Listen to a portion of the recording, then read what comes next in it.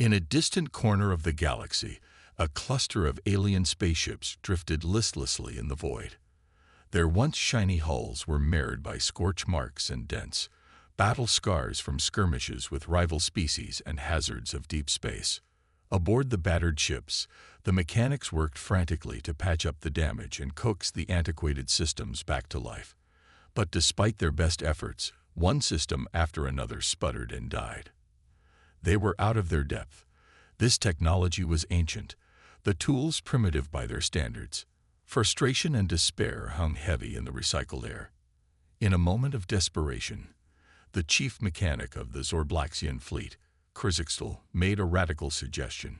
Seek help from an unlikely source. The humans. The humans, spluttered his assistant, Trixtel. Those hairless apes from the backwater planet. What could they possibly know about fixing Zorblaxian ships? Krzykstl fixed him with his compound eyes. I've heard rumors, he said slowly, as if scarcely believing it himself. They say human mechanics can fix anything. That they have a magic touch. Trixtel scoffed. But as warning lights continued to blink urgently on every console, he realized they had nothing to lose. With great reluctance, he fired up the long-range communicator to hail the nearest human repair station. The response from the humans was enthusiastic and immediate. "Send us your coordinates," crackled the voice through the subspace static. "Our mechanics will be there faster than you can save hyperdrive." Krzykstl had his doubts. Hyperdrives were notoriously slow by Zorblaxian standards. But sure enough, within a glix, a mere fraction of a standard galactic day, a small fleet of human ships dropped out of warp near their coordinates. The ships, though small and plain next to the grandeur of the alien fleet, buzzed with energy and purpose, and from the largest one emerged a motley crew of humans in grease-stained coveralls, their utility belts bristling with strange tools.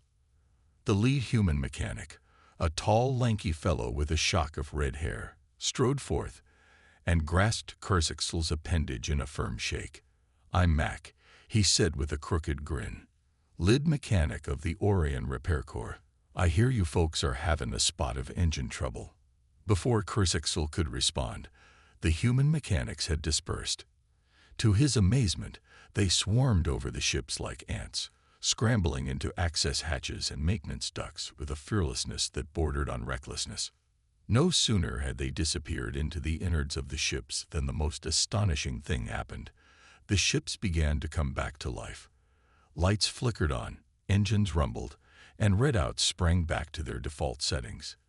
But the humans weren't done yet. They emerged with armloads of fried circuits and burnt-out components, only to vanish back inside with shiny new parts. In less than a quarter of a glix, they were finished. The ships were purring like newborn Zorglets, every system operating at peak efficiency. Krzykstl and his crew could only stare in slack-jawed amazement. How did you do that?" Krzykstl stammered as Mac sauntered up, wiping his hands on a rag. Mac shrugged modestly. "Just a little know-how and elbow grease," he said. "Your ships ain't so different from ours, when you get right down to it. Happy to help out." With a jaunty wave, the humans were gone, blasting off to their next repair job, somewhere in the galaxy. But they left behind more than just fully operational ships.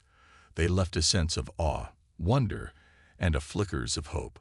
As the alien fleet limped back to their home systems, Krzykstl and Trixtel couldn't stop talking about the humans and their miraculous skills. Word quickly spread from ship to ship. From species to species, there were mechanics out there who could work miracles. And if you were lucky enough to find them, no repair job was too big or too small. No ship was beyond saving. Slowly, tentatively, more alien ships began to seek out human repair stations. And they all came back with the same story. Of a species with a rare gift, a magic touch that could coax even the most stubborn machinery back to life. The legend of the human mechanics had begun. News of the humans' remarkable repair skills spread like wildfire through the galactic community. Alien ship after alien ship began to limp, drift, or sometimes even enthusiastically zoom into the human repair stations scattered across the cosmos. At first it was just a trickle, the odd Zordlaxian freighter here, a quick Saurian cruiser there. But as word got around, the trickle became a flood. Soon, the human stations were bustling hives of activity, a cacophony of clanging tools, whirring engines, and a babble of alien languages. The humans took it all in stride. No matter how strange the ship, how foreign the technology, they dove in with gusto. They pried open access panels, traced intricate wiring looms, and tinkered with exotic propulsion systems. And somehow, through a combination of intuition, experimentation, and sheer stubborn determination, they always seemed to find a solution. Across the galaxy, alien mechanics watched in awe and no small amount of envy. They marveled at the humans' unorthodox methods, the way they would jury-rig a burnt-out component with scrap metal and a spot welder, or reprogram a malfunctioning AI with little more than a screwdriver and a stern talking to. Some of the more open-minded aliens tried to learn these techniques. They hovered over the human shoulders, taking copious notes and asking endless questions. But no matter how hard they tried to replicate the humans' results, they always seemed to fall short. There was something about the way the humans approached a problem, a certain creative spark that couldn't be quantified or taught. As the human reputation grew, so did their influence. Alien ship manufacturers began to incorporate human design elements into their latest models. Galactic engineering schools added human repair methodologies to their curricula. There were even whispers of a black market trade in human-made spare parts and tools. But not everyone was happy about this new state of affairs. Some of the more established alien races, the ones who had long prided themselves on their technological prowess, began to feel threatened. They grumbled about upstart primates muscling in on their turf, stealing their business with parlor tricks and cheap showmanship. A few even went so far as to launch smear campaigns, spreading rumors that human repairs were shoddy and short-lived, that their stations used substandard materials and cut corners to maximize profit. But no matter how hard they tried to tarnish the human's image, they couldn't argue with the results. Ships that limped in on their last legs always seemed to rocket out under their own power, running better than new. And the alien customers weren't shy about sharing their experiences. The galactic datnet was soon awash with glowing reviews and testimonials, tales of human mechanics going above and beyond to get a ship spaceworthy again. There was the story of the Rigelian transport that had been all but written off after a nasty run-in with a meteor swarm, until a team of human mechanics worked around the clock to rebuild it from the keel up, or the Arcturan probe ship that had been lost in the uncharted reaches of the Orion Arm, until a lone human mechanic managed to jury-rig its navigation system with little more than a star chart and a sextant. Tales like these only served to burnish the human's legend. Slowly but surely, the galaxy was coming to realize that when it came to fixing ships, nobody did it better than the humans. It wasn't just their technical skills, impressive though those were. It was their ingenuity, their tenacity, their sheer, bloody-minded refusal to give up on a ship, no matter how far gone it seemed. And so, the ships kept coming. Battered freighters, sleek luxury yachts, even the occasional warship, all seeking out that fabled human touch. The waiting lists grew longer, the repair stations more crowded, but the humans never turned a ship away. They were in this for the long haul, and they were determined to keep the galaxy flying, one bolt at a time. Little did they know, their biggest challenge was yet to come. For as their fame spread, so too did the attention of those who would seek to exploit their skills for less noble ends.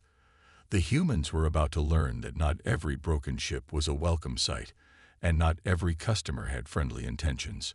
But that, as they say, is a story for another day. Xyloth, a brilliant young engineer from the planet Saphiria, had always been fascinated by the legend of the human repair stations. He had heard countless stories of their miraculous feats, had pored over every scrap of technical data he could find. But he had never seen one in action, until now. Xyloth's ship, a sleek Saphirian scout craft, had been badly damaged in a skirmish with a rival clan. The main propulsion system was shot, the life support was failing, and the hull was leaking atmosphere. In short, it was a mess. Xyloth knew that his only hope was to seek out the humans. He found them on a small, unassuming moon on the edge of the Orion sector. The repair station was a hive of activity, with ships of all shapes and sizes docked in the sprawling hangar bays. Xyloth maneuvered his crippled craft into an empty bay and climbed out, his heart pounding with a mixture of anticipation and trepidation. He was greeted by a human mechanic named Jax. Jax was a burly, grease-stained figure with a ready smile and a twinkle in his eye. He listened patiently as Xyloth explained the problems with his ship, nodding sagely and occasionally jotting down notes on a battered dev-ad. "Don't worry, my friend," Jax said when Xyloth had finished. "We'll have your ship back in fighting shape in no time. But I could use an extra pair of hands. What do you say? Want to lend a wrench?" Xyloth was taken aback. He was an engineer, not a mechanic, but the opportunity to work alongside a human, to learn their secrets firsthand, was too good to pass up. He agreed eagerly. Over the next few days, Xyloth shadowed Jax as he worked on the Zephyrian ship. He watched in awe as the human deftly navigated the alien technology, seeming to intuitively grasp the function of every component. Jax showed Xyloth tricks and techniques he had never seen before, unconventional but incredibly effective methods for diagnosing and repairing even the most stubborn problems. But it wasn't just Jax's technical skills that impressed Xyloth. It was his approach, his philosophy. Jax didn't see a broken ship as a collection of malfunctioning parts. He saw it as a puzzle to be solved, a challenge to be met head-on. He approached each problem with a combination of creativity, determination, and a healthy dose of irreverence. "You see, Xyloth," Jax said as they worked late into the night, "the key is to not be afraid to try something new. These ships, they're not as different as they seem. At the end of the day, they all run on the same basic principles. You just gotta find the common ground." Under Jax's tutelage, Xyloth began to see his ship in a new light. He started to experiment, to take risks, to think outside the box. And slowly but surely, the ship began to come back to life. When the repairs were finally complete, Xyloth could scarcely believe his eyes. His once crippled ship was now a gleaming, purring marvel of engineering. It looked better than it had the day it had rolled off the assembly line. Xyloth was overflowing with gratitude. He tried to pay Jax, to offer him some reward for his services, but the human just waved him off. "Seeing a ship fly true again, that's all the reward I need," Jax said with a grin. "Just promise me one thing. When you get back to Zephyria, share what you've learned. Teach your people that there's always another way, always a solution, if you're willing to look for it." Xyloth promised, and with a final handshake, he blasted off into the stars. But he carried with him more than just a repaired ship. He carried a new understanding, a new perspective on problem-solving and innovation. And when he returned to Zephyria, he did as Jax had asked. He shared his experiences, his newfound knowledge, with anyone who would listen. He became an advocate for the human way, for their unique blend of creativity, tenacity, and unconventional thinking. Slowly but surely, the Zephyrian engineers began to adopt these methods. They began to see problems not as insurmountable obstacles, but as opportunities for innovation. And as they did, they found their ships becoming more reliable, more efficient, more capable than ever before. It was a small change, but one with far-reaching consequences. For in teaching his people to think like humans, Xyloth had set them on a path to becoming one of the most advanced and respected engineering cultures in the galaxy. And it all started with a broken ship, a chance encounter, and a willingness to learn from an unlikely source. Jax, the human mechanic, had taken Xyloth under his wing, sharing with him the secrets of human ingenuity and problem-solving. Now, as Xyloth prepared to return to his home planet of Zephyria, Jax had one final lesson to impart. "Xyloth," he said, his voice serious, "I've taught you a lot about how we humans approach repairs. But there's one more thing you need to understand. Our success, it's not just about the techniques we use. It's about the way we think, the way we see the universe. Xyloth leaned in, eager to hear more. Over the past few days, he had come to deeply respect Jax, not just as a mechanic, but as a philosopher. You see, Jax continued, we humans, we're a curious bunch. We're always asking questions, always poking and prodding at the world around us. We don't take things at face value. We look for the hidden meanings, the underlying patterns. Jax picked up a burnt-out engine component, turning it over in his hands. Take this, for example. Most folks, they'd see a hunk of fried circuitry, something to be tossed aside. But I see potential. I see an opportunity to learn, to adapt, to make something new out of something broken. Xyloth nodded slowly, beginning to understand. So it's about perspective, he said, about seeing possibilities where others see only roadblocks. Exactly, Jax said, his face lighting up. And that's something you can apply to every aspect of life, not just fixing ships. When you're faced with a problem, any problem, don't just go for the obvious solution. Take a step back, look at it from every angle. Ask yourself, what if?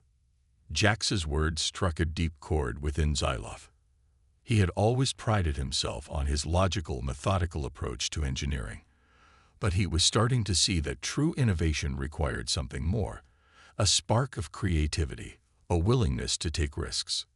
As he prepared to depart, Xyloth thanked Jax profusely, not just for repairing his ship, but for the invaluable lessons he had learned. Jax just grinned and clapped him on the shoulder. No need to thank me, he said. Just promise me you'll keep asking questions, keep pushing boundaries. And if you ever need a hand, you know where to find me. With that, Xyloth climbed into his ship and blasted off, his mind buzzing with new ideas and possibilities. He knew that Jax's lessons would stay with him forever, guiding him not just in his engineering work, but in every aspect of his life. When Xyloth returned to Zephyria, he wasted no time in sharing his newfound knowledge. He gathered his fellow engineers, his friends, his family, anyone who would listen, and he told them about the human way. He showed them how to approach problems from new angles, how to find creative solutions in the most unlikely of places. He encouraged them to experiment, to take risks, to embrace failure as a learning opportunity. At first, some were skeptical. The Zephyrian way had always been one of strict adherence to protocol, of following established procedures to the letter. But as they began to apply Xyloth's teachings, they started to see results. Their machines ran smoother, their processes became more efficient, and more than that, they found themselves approaching life with a new sense of curiosity and wonder. They began to see the world not as a set of fixed rules, but as an endless series of puzzles to be solved. As word of Xyloth's teachings spread, so too did the Zephyrian reputation for innovation. Soon, engineers from across the galaxy were flocking to Zephyria to learn from them, to see firsthand how the human philosophy could be applied to their own work. Xyloth couldn't have been more proud. He knew that he owed a debt to Jax and the other human mechanics that could never be fully repaid. But he also knew that the best way to honor their gift was to keep passing it on, to keep inspiring others to think differently, to see the universe through new eyes. And so, as he watched his people thrive and grow, as he saw the ripples of change spreading out across the galaxy, Xyloth knew that his journey, his transformation, had been worth every step. For he had not just learned how to fix a ship, but how to reshape a world. And that, he knew, was the most powerful tool of all. As the reputation of the human repair stations grew, so did their workload. Ships from every corner of the galaxy were now flocking to them, each one bearing the scars of cosmic wear and tear. The humans found themselves working around the clock, their tools never cooling, their coffee pots never empty. But they weren't complaining. For the humans, this was more than just a job. It was a calling, a chance to make a real difference in the lives of countless alien beings. They took pride in every ship they repaired, every engine they coaxed back to life, every grateful alien they sent back out into the stars. To accommodate the influx of new customers, the humans began to expand their operations. They built new repair bays, recruited new mechanics, even established satellite stations on far-flung moons and asteroids. The once tiny outpost on the edge of the Orion sector became a bustling hub of activity, a shining beacon of human ingenuity and determination. Alien crews would often linger after their repairs were complete, marveling at the efficiency and camaraderie of the human workers. Among these aliens were representatives from countless worlds, each with their own unique cultures and customs. As they interacted with the humans, they began to learn more about this fascinating species, their history, their values, their dreams for the future. And the humans learned from them in turn. They picked up snippets of alien languages, sampled exotic foods, even incorporated elements of alien design into their ever-evolving repair techniques. It was a true exchange, a melting pot of ideas and perspectives. And at the heart of it all was a shared love of machines, of the thrill of making something broken whole again. But it wasn't just knowledge that was being exchanged. As more and more aliens passed through the human stations, they began to form bonds with their mechanic saviors. Friendships blossomed, alliances were forged, even the occasional romance sparked over a shared can of engine grease. The humans found themselves becoming not just mechanics, but diplomats, cultural ambassadors, even makeshift family members to lonely ship crews far from home. They celebrated alien holidays, mourned alien losses, became godparents to alien children born in the depths of space. And as these bonds deepened, so too did the ties between the human stations and the wider galactic community. Trade routes were established, treaties signed, joint ventures launched. The humans, once seen as a curiosity, a fringe species on the edge of relevance, were now becoming major players on the galactic stage. But with this newfound influence came new challenges. The humans now found themselves mediating disputes between alien factions, brokering peace deals between warring clans. Their repair stations became neutral ground, places where even the bitterest of enemies could come together in the name of a common goal. It was a heavy responsibility, but one the humans bore with their characteristic resolve. They knew that every conflict resolved, every deal struck, was another step towards a more united, more peaceful galaxy. And at the center of it all, tying it all together, were the ships, the constant flow of vessels, each one a microcosm of the vast tapestry of galactic life. The humans came to see them not just as machines, but as living things, each with its own unique personality and quirks. They gave them names, painted them with individualized markings, even held ceremonies to bless them before they ventured back out into the void. To the humans, these ships were more than just metal and circuits. They were extensions of the aliens who crewed them, embodiments of their hopes and dreams. And so, as the ships continued to come, as the bonds continued to grow, the human repair stations became something more than just a place to fix broken machines. They became a symbol, a testament to the power of cooperation, of finding common ground in the face of overwhelming diversity. It was a legacy that would endure long after the last ship had been repaired, the last bolt tightened, a legacy of unity, of understanding, of the unbreakable ties that bind all living things together in the vast, wondrous web of the cosmos. And at the heart of that legacy, forever etched in the annals of galactic history, would be the name of the species that made it all possible, the humans, the fixers of the stars. As the human repair stations grew in prominence, not everyone in the galaxy was thrilled about their success. Some species, particularly those who had long dominated the galactic stage, began to see the humans as a threat to their power and influence. Chief among these were the Zorgans, a technologically advanced race known for their prowess in ship design and manufacturing. For centuries, the Zorgans had been the undisputed kings of the galactic shipbuilding industry. Their vessels were renowned for their speed, their durability, their sleek, unmistakable design. But now, with more and more aliens choosing to have their ships serviced by humans, the Zorgans were starting to feel the pinch. Their profits were dwindling, their market share shrinking. And they weren't about to let some upstart primates from a backwater planet steal their thunder. The Zorgan High Council convened an emergency meeting to discuss the human problem.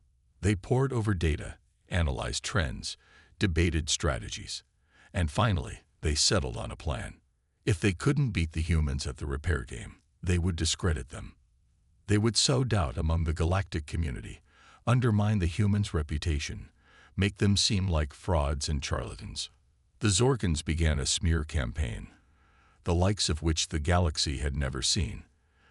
They planted stories in the galactic media, whispered rumors in the ears of influential aliens, even staged accidents and malfunctions to make it seem like human repairs were shoddy and unreliable. At first, the humans were caught off guard. They were mechanics, not politicians. They didn't know how to fight a war of words and innuendos. They just kept their heads down, focused on their work, hoped that the quality of their craftsmanship would speak for itself. But as the Zorgan campaign intensified, as more and more aliens began to question the humans' abilities, they knew they couldn't stay silent forever. They had to fight back, had to prove to the galaxy that their skills were real, their intentions pure. They started by reaching out to their allies, the alien friends and partners they had made over the years. They shared their stories, opened up their workshops, invited skeptics to come and see for themselves the magic the humans could work. And slowly, word began to spread. Alien journalists wrote glowing pieces about the human stations, praising their dedication and ingenuity. Satisfied customers spoke out, sharing tales of human kindness and compassion that went far beyond simple repairs. Even some Zorgans, the younger, more progressive ones, began to question their leaders' tactics. They had seen the humans work firsthand, had been impressed by their skills and their integrity. They couldn't believe that it was all a lie, a scam to steal Zorgan business. As the tide of public opinion began to turn, the Zorgan High Council grew increasingly desperate. They doubled down on their smear tactics, poured even more resources into discrediting the humans. But it was too late. The truth, as they say, was out there. And no amount of Zorgan spin could change the fact that the humans were the real deal. They weren't just fixing ships, they were forging bonds, building bridges, making the galaxy a better place one repair at a time. In the end, the Zorgans were forced to back down, to admit defeat in the face of overwhelming evidence. They slunk back to their factories and design labs, grumbling about the unfairness of it all, vowing to come back stronger and better than ever. But the humans, they just kept on doing what they did best. Fixing ships, making friends, spreading the gospel of cooperation and understanding. They knew that their work was bigger than any one race, any one rivalry. They were in it for the long haul, for the betterment of all galactic life. And no matter what challenges lay ahead, no matter what jealous rivals might try to stand in their way, they would keep on fixing, keep on mending, keep on bringing the shattered pieces of the universe together, one ship at a time. For that was the human way, the mechanic's creed. In a galaxy full of divisions and differences, they were the great uniters, the healers of the cosmic rift. And nothing, not Zorgan lies or cosmic catastrophes, could ever change that. They were the fixers, and they would keep on fixing, as long as there were ships to repair and aliens to befriend in the vast, wondrous expanse of the stars. Just when the humans thought they had seen it all, a new challenge arrived at their doorstep. A massive, unknown vessel, unlike anything they had ever encountered, limped into their main repair station, trailing smoke and debris. The ship was a behemoth, dwarfing even the largest of the human facilities. Its hull was a patchwork of strange alloys and pulsing energy fields, its design a dizzying amalgamation of organic curves and harsh, angular planes. As the human mechanics cautiously approached the vessel, they were met by a delegation of equally strange aliens. Tall and slender, with shimmering, translucent skin and eyes that glowed with an inner light, they introduced themselves as the Quantarians. The Quantarians were a mysterious race, rarely seen in the populated sectors of the galaxy. They were known for their advanced technology, their mastery of quantum mechanics and higher dimensional physics, and now one of their ships was in desperate need of repair. The human mechanics, always eager for a new challenge, set to work immediately. But as they delved deeper into the ship's systems, they quickly realized that this was unlike anything they had faced before. The vessel's technology was staggeringly complex, based on principles that defied conventional understanding. Its engines harnessed the power of collapsing singularities. Its computer systems operated on the edge of the quantum realm. For days, the humans worked tirelessly, poring over schematics and simulations, consulting with the Quantarian engineers. They tried every trick in their book, every unorthodox method they had learned over the years. But nothing seemed to work. The ship remained stubbornly unresponsive, its core systems locked in a cascade of quantum failures. The humans were at their wits' end, faced with a problem that seemed truly unsolvable. That's when Jax, the veteran mechanic who had once mentored Xyloth, had a flash of inspiration. He remembered something the young Zephyrian had told him about the power of seeing things from a different perspective. Jax gathered his team, the brightest and most creative of the human mechanics, and instead of focusing on the ship's individual components, he urged them to look at the bigger picture, to try to understand the underlying principles that governed Quantarian technology. They delved into the ship's databanks, studied the intricate patterns of its quantum circuitry. They consulted with philosophers and theorists, seeking to grasp the fundamental nature of reality itself. And slowly, painstakingly, they began to make progress. They realized that Quantarian technology was not just advanced, but fundamentally different. It operated on principles of uncertainty and probability, harnessing the strange, counterintuitive laws of the quantum realm. With this new understanding, the humans began to adapt their methods. They developed new tools, new techniques, even a new language to describe the ship's inner workings. And bit by bit, component by component, they brought the Quantarian vessel back to life. Its engines thrummed with renewed power, its systems hummed with a strange, otherworldly harmony. When the repairs were finally complete, the Quantarians were overjoyed. They had never encountered a species that could comprehend their technology, let alone repair it. They saw in the humans a kindred spirit, a race that shared their thirst for knowledge and understanding. As a token of their gratitude, the Quantarians shared with the humans some of their most advanced technology, their most profound scientific insights. It was a gift beyond measure, a treasure trove of knowledge that would propel human understanding forward by centuries. But for the human mechanics, the true reward was the satisfaction of a job well done, of a mystery unraveled and a challenge overcome.